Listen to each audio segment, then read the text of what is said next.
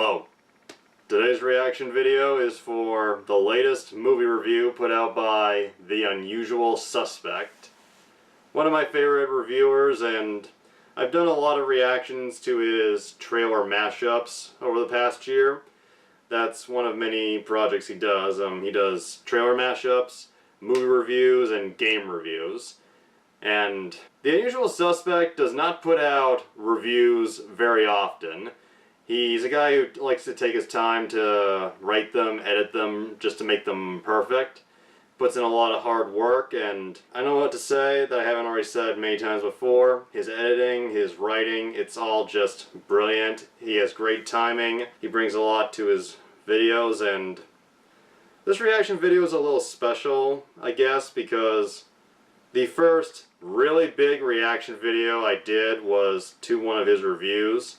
It wasn't the first, but it was the first really big one because it was for his review of Star Wars Episode 3 Revenge of the Sith, a review that I believe was over 50 minutes, so yeah, big reaction. And you can see that over on my other YouTube channel, the channel that has my name, and I really like reacting to his stuff, and he encourages fans to react to his videos. He really enjoys seeing them, and I have a lot going on lately, but my attitude whenever The Unusual Suspect puts out a new video, whether it be a review or a trailer mashup, come rain or snow, I'm on it. So today, he's reviewing Stuart Little 2. I actually saw Stuart Little 2 in the theater when it came out back in 2002. Man, I'm starting to feel old. And as far as a sequel to a movie I really liked as a kid, I enjoyed it. I haven't seen it since I saw it in the theater, and really looking forward to what he has to say. And this is also meant to be a new style of review that he's going to try out. He said he was going to try to not do reviews that were of such a long length. But I personally like the really long reviews, but I'm interested to see what his new approach is. See how it works out, and without further ado, let's go. Stuart Little 2 by The Unusual Suspect. There once was a peculiar arrangement. A mouse's family grew quite complacent. One foot stepped in the wrong place, a shadow wrinkled his whole face. Yeah. Now Stuart's lying dead on the pavement. Oh God, no. I'm too much of a sadist to work in kids' films. Let's just check out what Rob Minkoff did instead. So yeah, Stuart Little was a decent hit for kids back in '99, but the general consensus for the film now is, yeah, it was alright. It's the second best film about a mouse, I guess. Okay, third best. Okay, fourth best. Okay, fifth. You know what? Maybe it's not that great. Yeah, it's not a film I'd honestly tell people, oh, you gotta see this, it's a classic. No, because it is hampered by several things. Shyamalan's script was a little off, the film got pretty schmaltzy at times, and, well, it's kind of horrific to watch today considering the fact that it features a convicted pedophile acting around children. Yep, that movie's officially ruined. What can you do? Adios, childhood. But lo and behold, there's a sequel, one that advertises itself as better and more fun. Well, you're not wrong, but did a Rugrat write that? Oy. But we're not here to review reviewers, we're reviewing the film. And by that I mean take the piss. So, is the 2002 sequel to Stuart Little better and more fun as that critic so eloquently puts it? Well, let's find out. This is Stuart Little 2.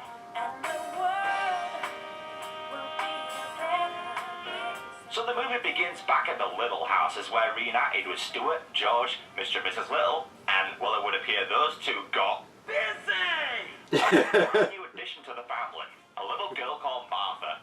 Wait a minute, Martha? Why did you say that? Irregardless, Stuart and George wake up as they've got to prepare for an upcoming game of football. Oh, sorry, most of my audience are American, soccer. Oh, bloody hell, now I've pissed off everyone else in the world. Damn international audience. Alright, I'm going to erase this petty football-soccer feud once and for all. I'm going to give the game a new name. You got to kick the ball into the net, right? Okay? From now on, the game's going to be called netball. Fuck!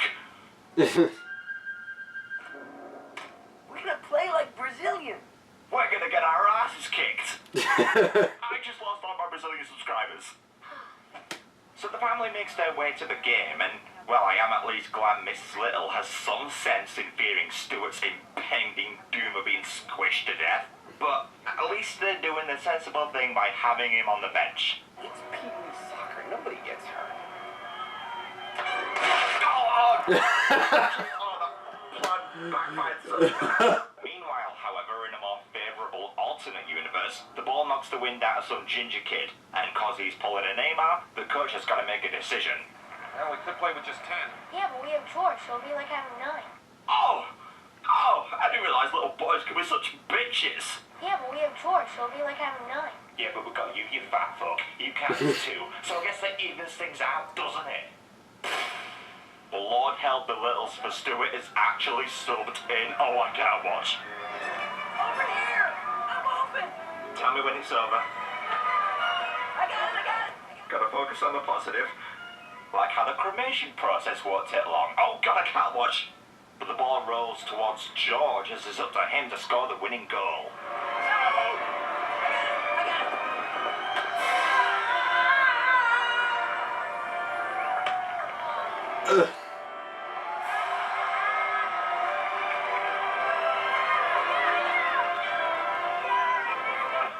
Okay. Time out.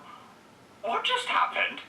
Nothing about those last few seconds made any goddamn sense. First off, obviously offside. Secondly, how did a 2-inch tall mouse run to the ball faster than boys 20 times his size? Thirdly, Stuart is obviously handballing. And lastly, why the hell is George being hailed as a goal scorer when it was the fat kid who headed it in? Ridiculous. This whole scene of an anthropomorphic mouse playing football is completely unrealistic. So Stuart and George head home to get some sleep as the next day, the two are working together to build a model airplane. Again. Stuart pops around as he's No way. quick to clue as soon as the Who financed this picture. No way they didn't do that in the first film. Brick for a while? I brought my P.S. too.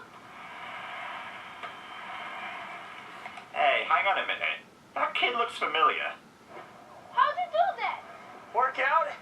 Plenty of rest. Huh. You know, eat your green vegetables. Huh, how about that shit? Oh, dude, I got a theory that'll make even Matt pack cream his pants. The Raimi Spider-Man and Stuart Little films? Shared cinematic universe, baby. Yeah, Spider-Man 1 and Stuart Little 2 came out the same year. Both are set in New York. Both films feature animals with supernatural abilities. I mentioned this actor, Mark John Jeffries, appearing in both franchises. But there's also another example. This is actor Joe Bays, who plays the owner of the jazz club in Spider-Man 3. Here he is in Stuart Little 1 as the announcer at the boat race, clearly in between jobs. And back to George's friend, what's his name? I want to play Will for a while. Wilson?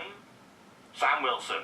That kid is a young Sam Wilson, aka Falcon, no doubt naming himself after the events of the film, which coincidentally and predominantly features an actual Falcon. Oh, give me that spot on trending. But let's move on, and you know something? Leaving a 10-year-old unaccompanied with what to him is a life-size, fully functional airplane? Not a hot idea. Snowbell, get out of the way! Oh. Hey, don't blame Snowbell for getting in the way. Blame the crew member with the fucking laser pointer. I mean, come on, guys. How hard could that be to fix? I can get rid of those dots with just a few clicks in Photoshop. Look.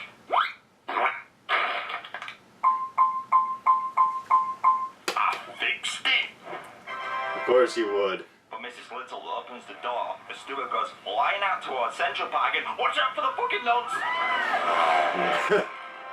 The fuck? Yeah, in hindsight, a plane flying around New York's no-fly zone not even a year after 9/11 would make me want to pray too. Oh, yeah. Stuart doesn't get much further though, as he crashes with the Littles not far behind. But hey, at least he's not hurt. Are you alright? You okay? I'm okay. Oh, that thing ran on gas, maybe you should have bailed sooner. Toast, but Stuart does recover from his injuries as he heads back to school, where his teacher, well, I got nothing, I just have to share this line. And Canada is separate from the United States because Canadians like to be alone. Well, it's an abridged explanation, but I don't think she's wrong. So Stuart's deal with the plane, and George's cold Smush. shoulder ain't helping matters. Hey, Stu, some of the guys are going over to Will's house to play basketball for a while. Can I come? They didn't exactly mention that you invited. It's nothing personal though, Stuart. I mean, check out what happened to the last mouse that played basketball. I love basketball. I've always loved basketball. My mom says try your best in everything you do. And that was in a cartoon universe. If that happened to you, then... well, yeah. So Stuart makes his way home, casually cruising through the streets of New York, and look out, the plot!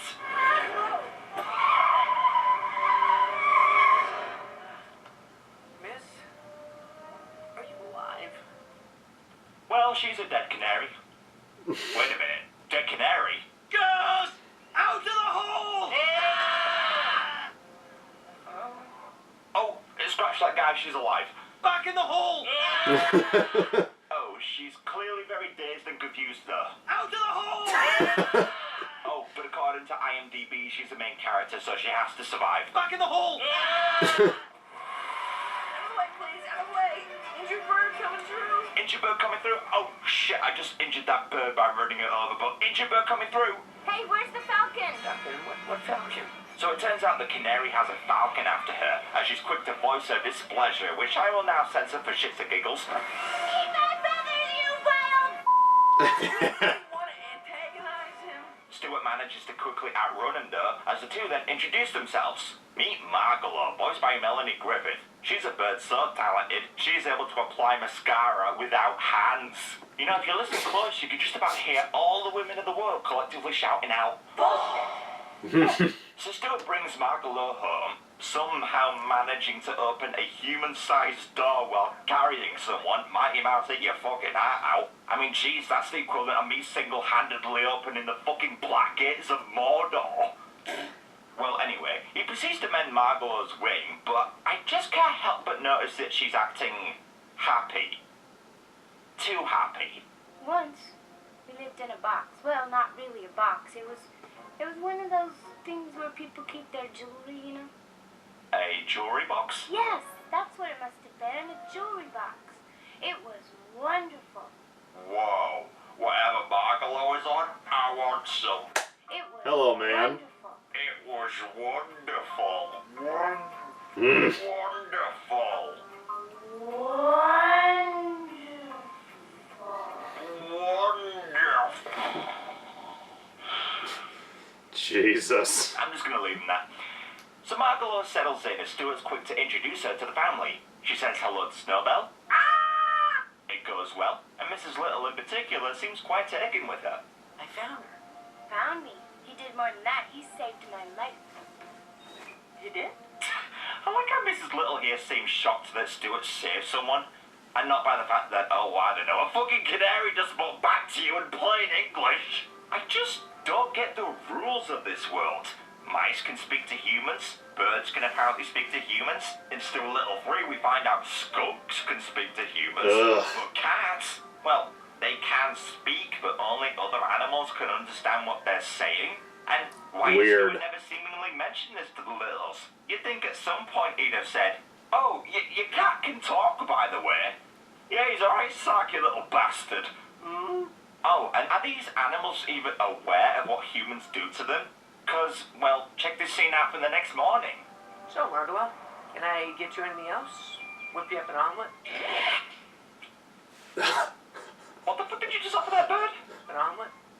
Okay, well, if you're gonna have a bird eat that, then Shrek's cooking up something wonderful for you, Stuart. Weed rat. Rotisserie style. Eat it.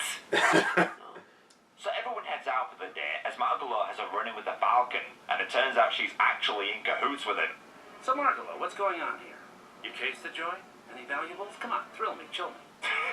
Okay, I refuse to believe the line "thrill me, chill me" was in the script. That is so James Woods ad-libbing. Seriously, James Woods is so good in this movie. He's just so wonderful. He's a great actor. Dry and cynical. It's just my kind of humor. In fact, James Woods could just take the piss out of everyone in the movie for me. Lord knows how easy that would be for Melanie Griffith. There is a place you can touch a woman there, but Oh, God. Milk money. her heart.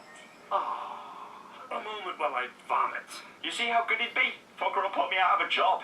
So Falcon coerces Margalo to steal Mrs. Little's ring, or else the mouse is Dinner. But as she steals it, Mrs. Little ends up thinking it went down the drain. Stuart goes down to get it, but Mrs. Little isn't so keen on the idea. We let our son go down the kitchen drain. Now, Eleanor, don't be upset. It's all been well thought out. If there's a problem, I simply pull on the string and... What the? How the hell did the rope break? How much could a 2-inch tall mouse possibly weigh? Just a second. Stuart, you fat bastard, go easy on the meatloaf next time. Hang on, Stuart. But thanks to Margalo's quick thinking, Stuart makes it out and... Ew. Oh, geez, she's literally kissing a rat that's just come out of a drain. Oh, A moment while I vomit. oh jeez, Thanos just snap his fingers, because I don't feel so good. Ugh. But due to the guilt, Margalo can't stay any longer as she leaves Stuart a pin and flies away. This leads Stuart to believe the Falcon got her, as he, goes to find her on his own. I'm gonna find her. And don't try to talk me out of it because I made up my mind. Stuart, why even go behind Mr. and Mrs. Little's backs on this one? Just tell them the truth. They care about Margalo's safety as well. They just witnessed her saving your life. I think they do everything in their power to save their son's savior. And 6-foot-tall humans, I think, have a far better chance against a falcon than you do, you literal falcon prey. I mean, Mr. Little could just find out where the falcon is, but like, oh, there he is! Hey, here's your fucking canary back. This movie should be over. Absolutely. So George will cover for Stuart, but he does suggest he brings along a companion. But what Stuart does to convince Snowbell to come along is actually kind of dodgy when you think about it. Come on, it's important. You gotta help me. And why would I do that? Well, because we're family, and because I do the same for you. And because if you don't, and Lou's ask where I've gone, George is gonna tell them that you ate me. Wow. Stuart Little is a criminal. I mean, let's not beat around the bush here. That's straight up blackmail. Really think about what he just did. He just threatened to have his best friend labeled as a murderer if he doesn't do what he says. Holy shit, Stuart! What the Damn. fuck is wrong with you? That's sick. So poor Snowbell's left no choice and sets off with the rat. As at home, George spins a tale that Stuart is sleeping over at Will's house to rehearse for a play. But the misinformed Will decides to come in at the most inopportune moment. Hello, Miss Little. Is George home?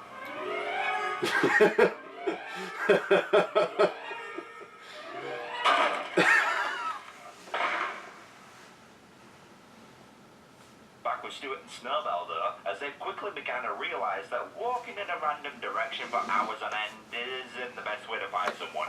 We've been walking for hours. I can't take another step. Now just to take another step. Never go. If only we knew someone who really knew the city. Yeah, someone who knows the city's disgusting underbelly. Who do I know that's disgusting? Whoa, Snowbell thinks Asian people are disgusting. Discriminatory much? You racist bastard! Alright, okay, he's actually referring to good old Monty. The Snowbell and Stuart ask him about the Falcon.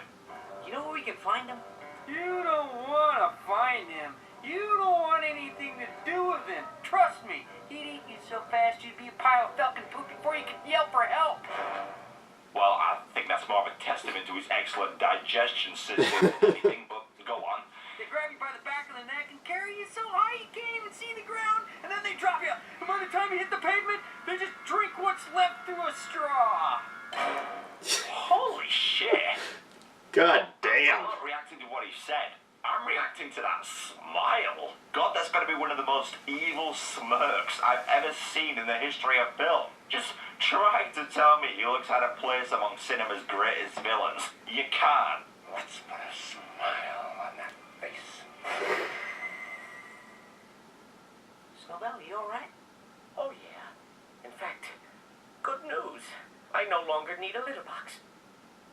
Please keep that camera at head level for the love of God. He's shit everywhere! So Monty lets them know Falcon is atop the Pishkin building, as Stuart takes a lesson from Rex to reach him.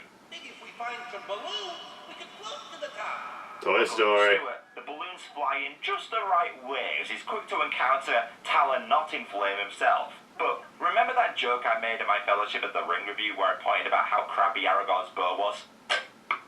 Yeah, Stuart says about the same effect. Good memory, man. You should have gone for the head. Don't hurt him, Falcon. Can't we talk this over? Well, he's dead. I don't really see how we could survive that. Well, it was a fun movie, certainly more pros than cons, so let's now discuss... Oh, what? Oh, you lucky bastard. Fuck me, a 777-year-old leprechaun with a rabbit's foot in one hand, a horseshoe in the other, and a four-leaf clover wrapped around his 12-inch cock isn't as lucky as that. Unbelievable. Okay, so we'll join Stuart later as Snowball manages to make his way up the building too. He quickly learns of Stuart's fate and, well, despite my censoring, he's pushing that PG rating. That miserable From this day forward, I vow revenge. That Falcon were here right now, I'd rip his throat out. Wait, what? I'd rip his throat out. Jesus, Snowball, that's a bit dark for a kid's movie. Kids can handle it. Anything's gonna shock me as much as that today. Well, well, well. The canary is out of her cage. I stand corrected. But let's go back to George for a Classic minute. It looks like his jokes. cover is blown. All right, George, where is he? And this time, the truth. Oh shit, his sleeves are rolled up. He means business. Not sure. George, it is never okay to lie to your parents. Unless you watch Jake Paul videos, better you lie there so your parents won't feel like they're And porn. Listen to the tone of my voice. I want you to tell us where Stuart is. But it was a promise, brother to brother. George, man. You know what, guys? I think you need a professional for this. All right, laddie. Let's talk Stuart. Where is he, you little punk? Not sure.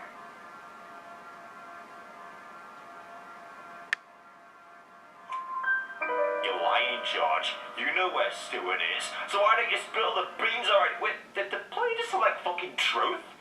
What the hell, man? I wasn't very good at Eleanor.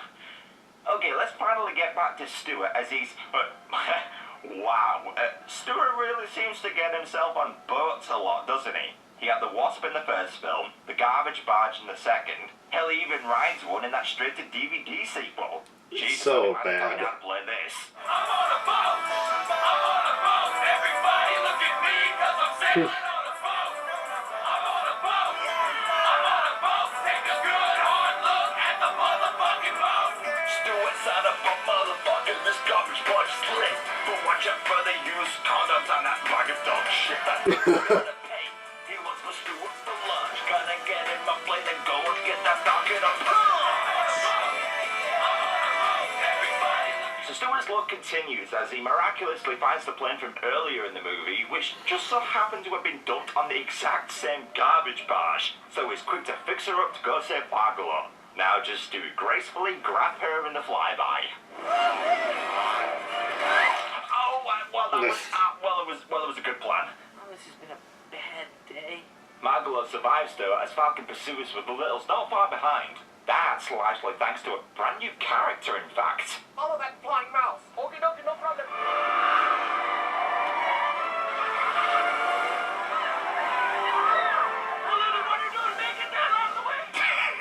Okay, what the hell is with this taxi driver? It's so bizarre, guys. This dude has no introductory scene. He's not given any setup for being a character of note. But here he is, drifting through the streets of New York like he's a fucking GTA character with a 5-star wanted level. Oh, and then this dude's like 2 minutes of screen time.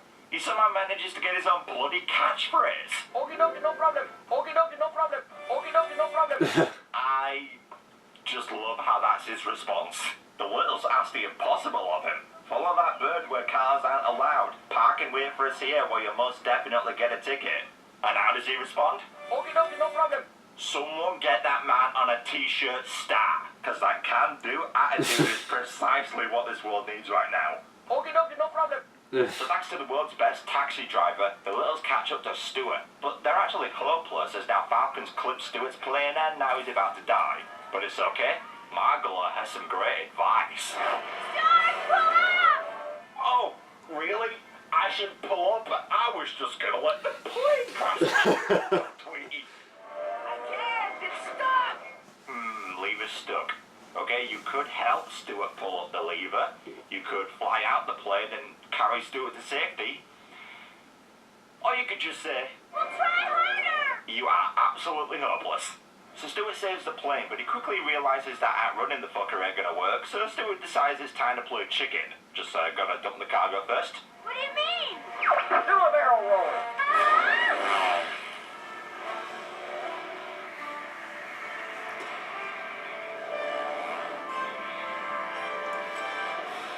Wait, what's he doing?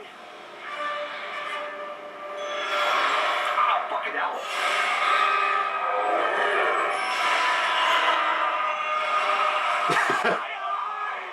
Jesus, where the fuck did Mrs. Little get a ring from? The fucking fires of Mount Doom? But they were Apparently. all of them deceived, for another ring was made. In the land of Manhattan, on the counter of a rundown H. Samuel, Dr. Gregory Little bought, in secret, a 2-carat ring. Because he was a cheapskate and he secretly wanted a divorce. And into this ring, he imbued the power of fucking rainbows. Oh no! Why? Why is this happening? What? Okay, so Falcon goes down and ends up as someone's main course for the evening. Thank you. Jeez, what's it with Rob Minkoff movies and his villains getting eaten alive? You do realize you make kids movies, right? You're not so nice. Well, The Lion King had some very dark fucking moments. The sixth ring of the fucking Planeteers, and the family all head home. But we need a bit more emotion in our ending, so let's have Margola want to migrate south. I would bring up the fact that canaries don't migrate, but this is a movie where a mouse blackmailed his pet cat. So you know what? In hindsight, this is not that hard to buy. Did you unbelieve the first word she spoke? Oh my god, that's amazing. Oh, not that the baby spoke. No, it is the fact that this is the last shot of the last live-action Stuart Little movie. And they forgot to add, Stuart Little. See how Gina Davis has her hand palm up, clearly citing where he was supposed to go? Oops. But maybe it's not a mistake. Maybe Stuart's been a figment of the Little's imagination all along. Or maybe Stuart just fell off the roof, I don't know. Mr. and Mrs. Little, we found your son's remains. We at first thought we came across a crushed jammy dodger, but it was in fact your son. Here's a picture we took. Oh! So that was Stuart Little too. And, well, it's better than the original. Whether that impresses you or not is up to you, but hey, it impresses me. Okay, let's start off with what is oddly the best and worst part of the film. Snowbell. Snowbell, if you ask me, is the best character in these movies. He was funny in the first, but he outright cracks me up in the sequel. He gets so many great lines, which alone elevates the entire film to a movie that both kids and adults can enjoy. Oh, I know. I'll bring home another mouse in a snazzy outfit, teach him to drive a sports car, and pass him off as Stuart. Oh, Nathan Lane. Well, Snowbell unfortunately represents the worst aspect of the film too, because the CGI divided to make him more expressive, it doesn't hold up.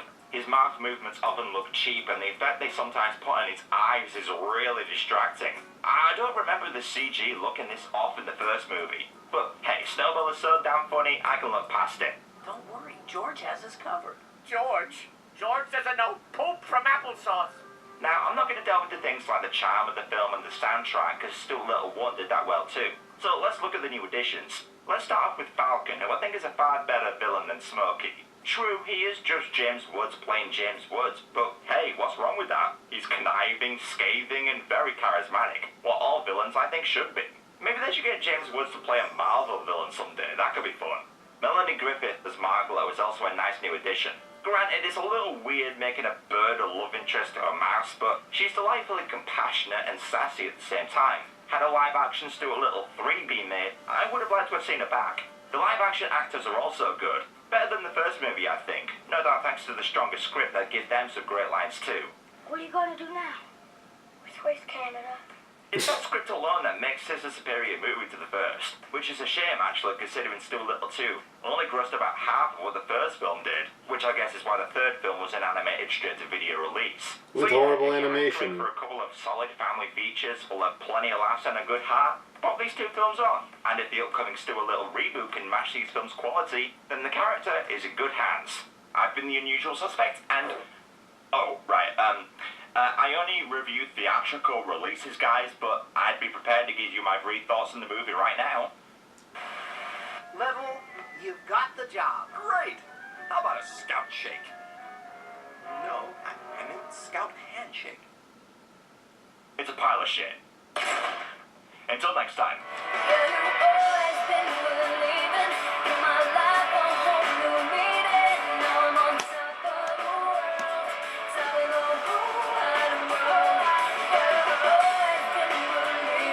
So many clips. Cool Cat saves the kids. Wow. There's my name. Happy to support. I want an ice cream. What's the magic word? Please. So, that was the Unusual Suspects' first movie review in over a goddamn year. Was it worth the wait? Fuck yes. This was a lot of fun, and well, I don't mind the extra long reviews. I think he did a good job of balancing all out to a under 30-minute video. And what would my favorite jokes be? I guess maybe the ring part and the parts where he talks about how Stuart would realistically be just smushed. And yeah, I agree. James Woods, he does a good job voicing the Falcon, and the guy was fucking Hades. He knows how to voice a good villain. And like I said, I haven't seen Stuart Little 2 since it came out about 16 years ago, and I remember liking it. Looks a little, I guess, like a lot of kids' films we used to watch. I guess a little cringy in certain moments, and the CGI doesn't look like it holds up that well. And Michael J. Fox, there's something a little off about his voice acting in the clips I saw here. I don't know. I think this was like one of the last major films he worked on before his Parkinson's really got bad, so maybe that had something to do with it. And it's interesting to see where Hugh Laurie was before House MD, and Gina Davis. She's usually always pretty good in what she does, and Jonathan Lipnicki, I don't know, he seems a little off here. Like, I know the first Stuart Little film's not like a masterpiece, but I guess I disagree a little on that. I actually think I liked that one a bit more than this one. I mean, that's the one I owned on VHS. And Nathan Lane as Snowball, yeah, I guess he seems funny, but it seems like he's just there because he was a big part of the first film. I think Nathan Lane, he's a great, great comedy actor, and he's proven he can do drama extremely well. I think he's just done a lot of really bad movies, but it's nice when he gets to do something legitimately good, like The People vs. O.J. Simpson. He was great in that, and it's cool that he could show that he can be a very good actor, whether it's serious or comedy-based. And I may have gone a little off track and maybe a little tongue-twisted because that's how I get sometimes. But bottom line, I really enjoyed this review. It was a lot of fun. He really covered this film pretty well for a simple kids film. Brought back some good nostalgic memories, and I look forward to whatever the next video he puts out is. I know Ross is very busy these days. He is a freelance editor, and of course he would be, because he's fucking excellent at it. That laser pointer gag is a simple but good example.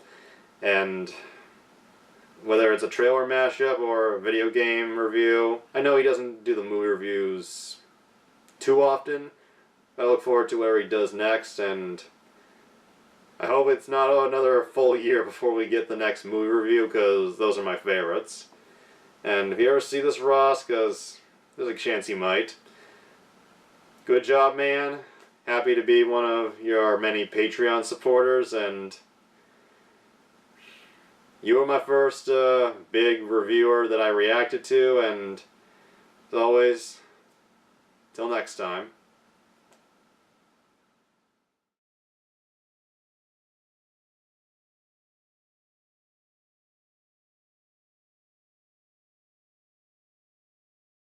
For the past couple of years, I've been watching people on YouTube do review shows, where they give their thoughts as well as do a lot of comedy. People like the Nostalgia Critic, the Cinema Snob, the Blockbuster Buster, and so many fucking others. And like all these other movie reviewers, I've given myself a review nickname. It's something that I think will grab people's attention. Will let you know immediately that I'm a movie guy. And it's a name I'm sure that no one else has thought of using. The Unusual Suspect. I don't want to sound too full of myself, but it just feels so great when you come up with something so original.